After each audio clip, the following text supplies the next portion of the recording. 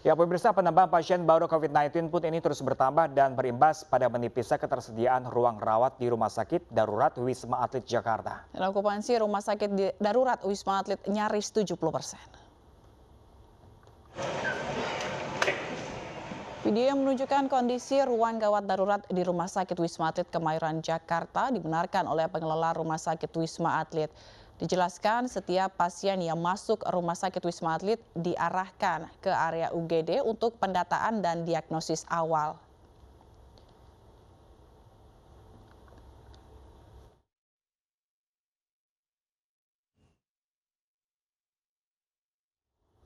Dan untuk mengetahui informasi selengkapnya telah bergabung bersama kami melalui sambungan telepon Koordinator Humas dan Komandan Lapangan Rumah Sakit Darurat Wisma Atlet, Letkol Laut M. Arifin. Selamat pagi Pak Arifin. Selamat pagi Mbak. Pak Arifin, apakah ada informasi terakhir ini dari Rumah Sakit Darurat Wisma Atlet terkait dengan semakin bertambahnya jumlah pasien di sana, Pak? Ya Mbak, memang bisa kami sampaikan memang seminggu terakhir memang meningkat drastis ya. Bahkan yang masuk UGD kita ketahui memang 600-an ya. Ada 500 kemarin, kemudian hari kemarin ini paling terakhir masuk 489, itu pun sebenarnya kemarin pagi sampai siang sempat kami batasi karena kami set untuk bed ulang, untuk pengesehatan ulang, kemudian penyiapan yang bed tambahan yang ketiga, sehingga bisa menambah untuk bed merawat pasien di sini yang sebelumnya 599, 4 bisa bertambah sekitar 7.000, ya, sekitar 7.000-an lah. Jadi bisa menambah. Ya, Pak Arifin, kemarin juga sempat viral sebuah video amatir yang menunjukkan suasana di ruangan tunggu di Wisma Atlet itu banyak orang lesehan. Faktanya seperti apa sih Pak di sana?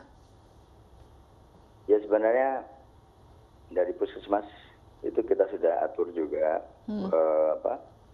pengirimannya, namun banyak puskesmas itu tidak bisa mengirim pagi atau sebelum makan siang. Biasanya mereka bisa mengumpulkan orang-orang, kemudian kesiapan bus sekolah yang untuk mengirim ke sini itu memang biasanya siang, berlangsung siang, sore, dan malam, sehingga mengalami kepadatan itu memang di malam hari, dan itu pun sebenarnya sudah dibagi menjadi 3 triase ya.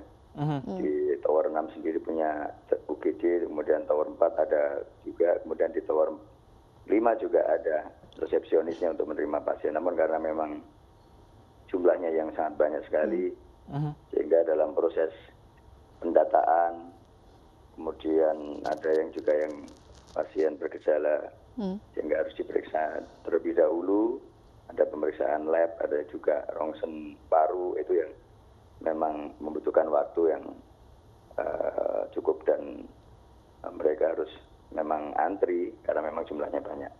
Kalau selama ini yang kemarin-kemarin memang Januari juga mirip-mirip kondisinya seperti ini.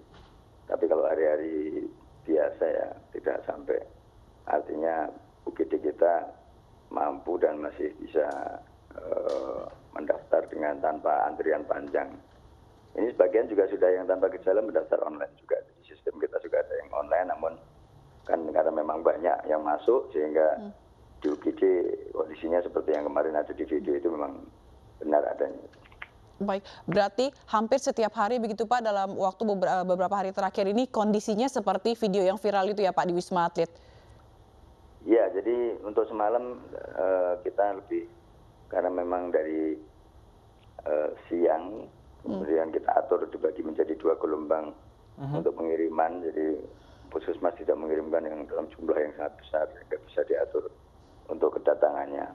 Namun yang menjadi kendala terkadang puskesmas juga menumpuk di sana, terus kemudian masyarakat juga pengen cepat didorong ke sini, sehingga itu yang menjadi kendala. Mau nggak mau ya sudah, penting kita terima dulu di sini, yang penting dapat kamar. Prinsipnya sebenarnya itu. Nah, kalau untuk pengaturan memang agak susah pagi itu. Kalau bisa memang pagi sebelum zuhur itu bisa banyak yang ngirim. Namun faktanya di lapangan memang puskesmas kesulitan mengumpulkan orang di pagi hari. Pak Arifin, kami ingin memastikan kembali Pak Arifin, jika memang saat ini masih banyak sekali lonjakan pasien terpapar COVID-19, apakah hingga hari ini Wisma Atlet masih menerima pasien atau sudah menyetop? Masih. Dari kemarin kita juga masih. Kemarin juga kita pagi itu tidak menyetop sebenarnya, tapi hanya mengatur bed ulang sehingga yang rombongan-rombongan besar itu kita arahkan siang sampai sore lah gitu. Nah, kemarin pagi yang kita masih tetap terima. Jadi yang bukan rombongan ya, kurang dari 8 orang gitu. Itu kemarin pagi kita atur demikian. Kemudian yang rombongan banyak siang sampai sore sampai malam, dengan harapan memang biar agak ya adem lah, kalau malam kan mereka suasananya lebih tenang, harapan kita seperti itu. Namun ternyata ada juga yang berdatangan juga yang dari pekerja migran Indonesia atau TKI yang di Wisma Atlet Pademangan yang konfirm positif juga lumayan, tiap hari hampir 1 bis, 15, 20 orang, 30 kadang-kadang. Itu yang selalu datang yang harus langsung kita lakukan pendataan dan dirawat di sini. Itu Mas, jadi masih angkanya juga masih cukup tinggi. Baik. Lalu Pak, apakah ada pasien ini yang sudah divaksin kembali terpapar COVID-19? Ya, sebagian kecil ada, namun mereka juga dengan gejala ringan. Artinya vaksin ini sangat membantu sekali untuk pembentukan kekebalan tubuh ya. Minimal semua yang positif pun mereka tidak mengalami gejala berat. Itu ya, jadi yang ada bervaksin sekali, itu belum 2 kali, itu makanya harus tetap melaksanakan protokol kesehatan dengan baik dan benar walaupun sudah dilakukan vaksinasi. Gitu. Ya Pak Arif, ini dengan adanya lonjakan pasien COVID-19, bagaimana kesiapan dengan Wisma Atlet sendiri, bagaimana dengan tenaga medisnya dan obat-obatan, apakah ada kendala Pak Arifin? Alhamdulillah sampai saat ini belum ada kendala karena memang dari pimpinan sudah disiapkan jauh-jauh sebelumnya, dan prediksi ini sudah diprediksi juga seperti di bulan Januari efek liburan Natal dan Tahun Baru. Ya kondisinya kan mirip-mirip juga seperti ini, namun ini lebih tinggi, ini lebih lama sepertinya. Kalau sampai saat ini kami monitor dari Puskesmas yang melakukan tracing dan tracking masih berlanjut dan masih banyak yang di tracing dan testing. Yang ini yang harapan kita hasil testingnya banyak yang negatif nantinya, sehingga diharapkan angka mulai menurun untuk yang pasien yang konfirm positif yang masuk ke rumah sakit darurat Wisma Atlet ini, Mbak. Untuk kesiapan yang lain memang kita sudah siapkan juga yang saya sampaikan tadi, bed ketiga atau yang biasanya ada yang kamar itu kan ada yang 2 bed, ada yang 3 bed. Nah, yang 3 bed selama ini memang tidak digunakan. Bahkan Januari juga kita tidak gunakan karena Tower 8 dan Tower 9 waktu itu sepi kan, sudah siap. Jadi untuk saat ini Tower 8 juga disiapkan. Namun Tower 9 dan 10 karena karantina pekerja migran Indonesia banyak di sana juga tiap hari landing juga di Suta, sehingga mungkin Tower 9, 10 padat, mungkin tidak memungkinkan. Tower 8 kemarin tinggal sedikit yang sesuai perintah Kepala BNPB untuk disiapkan jadi tower cadangan apabila Wisma Atlet Kemayoran mengalami kepenuhan nantinya. Baik. Lalu Pak, ini bagi pasien-pasien yang baru masuk ini, apakah mereka terdeteksi adanya varian baru seperti Delta mungkin misalnya Pak, yang baru masuk ke Wisma Atlet dari India? Ya selama ini, jadi kalau yang pasien yang terutama yang pekerja migran Indonesia itu sudah terseleksi di KKP ya, di karantina. Mereka kalau positif CT-nya rendah, biasanya langsung di swab dan sampelnya akan dikirim ke Litbangkes untuk di tes genom test. Jadi nanti dari KKP yang melaksanakan itu. Namun yang pasien yang lokal, artinya yang selama ini masuk ke sini belum dilakukan genom test.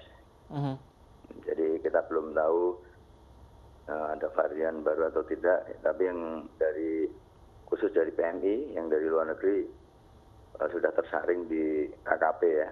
Jadi di Pademangan kan mereka dikarantina, kemudian yang positif dengan CT rendah biasanya langsung di tes genom tes itu. Ya Pak Arifin, juga tadi Anda katakan ya bahwa ada juga pasien sudah divaksin tapi juga masih bisa terpapar COVID-19. Nah ini gejala yang mereka terima dari sebelum atau sesudah tervaksin, apakah lebih ringan atau lebih berat atau seperti apa Pak? Yang datang ke sini yang sudah tervaksin ada, tapi jumlahnya sedikit ya. Ya mereka tidak ada gejala dan maksimal gejala ringan, ada beberapa lah, ya, nggak banyak jumlahnya. Jadi vaksin ini sangat membantu sekali, minimal ya daya tahan tubuh kita, kekebalan tubuh kita bisa terbentuk lah dari vaksin ini. Jadi seluruh masyarakat Indonesia memang harus segera dilakukan vaksinasi ya. Ini sangat membantu sekali. Jadi dua-duanya harus dikerjakan, vaksinasi juga, protokol kesehatan juga tetap dilaksanakan sehingga akan maksimal dalam menanggulangi penyebaran dari COVID-19 ini. Ya mungkin terakhir Pak, Bapak bisa memberikan pesan kepada masyarakat agar lonjakan ini tidak semakin bertambah kembali, apa Pak? Bisa Pak? Ya, saya selalu mengingatkan seluruh masyarakat Indonesia, tidak bosan-bosan saya mengingatkan, dan kita tidak saling menyalahkan, namun kita evaluasi apa yang sudah terjadi, karena ini kan sudah lebaran kedua, tetapi faktanya kok angka lebih tinggi dari lebaran pertama, bahkan lebih tinggi dari efek libur panjang Natal dan Tahun Baru.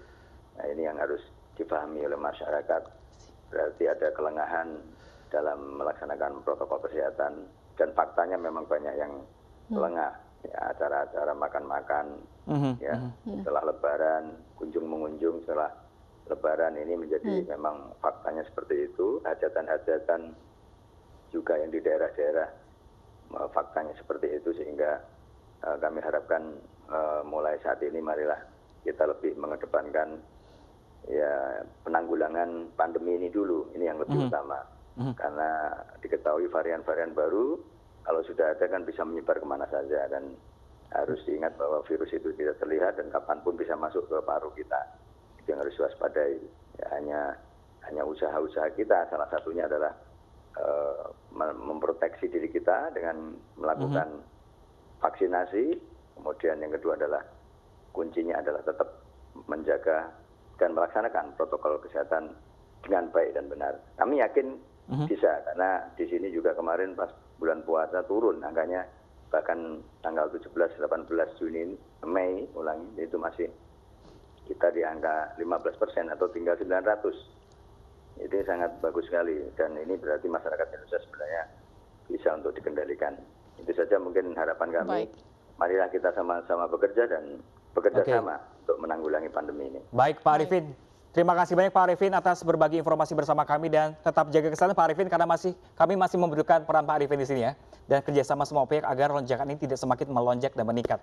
Benar, untuk tim Nakes juga tetap semangat begitu ya. Dan pemirsa, kami akan hadirkan kembali informasi yang sudah dihadirkan di News Pagi, seperti nekat beroperasi pada siang hari, seorang pelaku curanmor babak belur dihakimi massa. Selengkapnya sesaat lagi pemirsa, tetaplah bersama kami.